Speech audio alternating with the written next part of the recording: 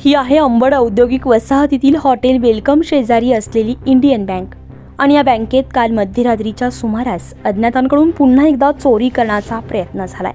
याआधी देखील वर्षभरापूर्वी या बँकेच्या छताहून स्लॅब फोडून अज्ञात चोरट्यांनी या बँकेमध्ये प्रवेश केला होता।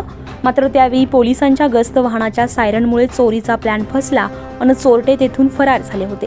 मात्र आता अवघ्या 1 वर्षानंतरच पुन्हा एकदा अगदी सारखीच पद्धत वापरून चोरट्यांनी बँकेत प्रवेश करत ही बँक फोडण्याचा प्रयत्न केलाय। सकाळी बँक कर्मचारी बँकेत आले असता हा प्रकार उघडकीस आलाय।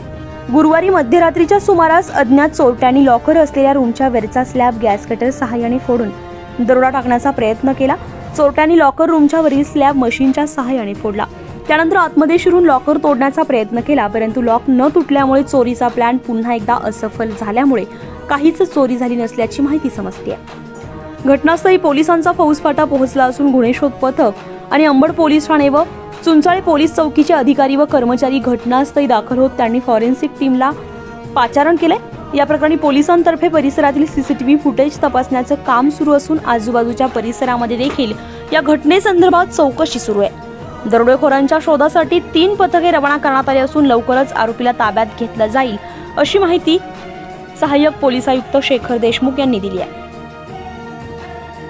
इंडस्ट्रियल इस्टेट इंडियन बँक ही जी ब्रँच आहे त्या ब्रँचची स्ट्रॉंग रूम फोडण्याचा प्रयत्न झाला आणि ज्याने तो केला त्याने इथे गॅस कटर आणलं होतं आणि बरोबर काही स्टील कटर घेऊन त्याने ते स्ट्रॉंग रूम फोडण्याचा प्रयत्न केला। आता बँकेचे अधिकारी आलेले आहेत, फॉरेन्सिक टीम आलेले आहेत, आम्ही त्यातले पुरावे गोळा करतो आहे आणि बँकेचे अधिकारी येत आहेत, काही आलेत, ते काही त्यांचं काही ऐवज गेला आहे की नाही ते चेक करत आहेत सध्या। मागे पण असं काही प्रकार झाला का? हा, मागे साधारण 1 वर्षापूर्वी असा प्रकार झाला होता। तर त्याबाबत आपण एक सिक्युरिटी ऑडिट केलं होतं आणि बँकेला काही सुरक्षेविषयक सूचना केल्या होत्या।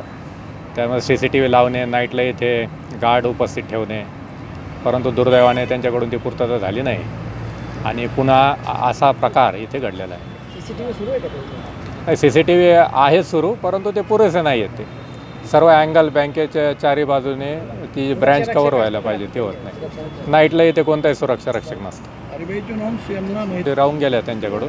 आता अपेक्षा आहे की परत ते त्या त्रुटींची पूर्तता करतील। गेल्या वर्षभरापूर्वी झालेल्या चोरीचा प्रयत्न आणि त्यानंतर पुन्हा एकदा त्याच बँकेत अगदी त्याच पद्धतीने दुसऱ्यांदा चोरी करण्याचा प्रयत्न करणारे हे धाडशी चोर नेमके आहेत तरी कोण, याचा पोलीस शोध घेणार का हे पाहणं आता तितकंच महत्त्वाचं असणार आहे। उत्तर महाराष्ट्र लाईव्हसाठी अश्विनी पुरी, नाशिक।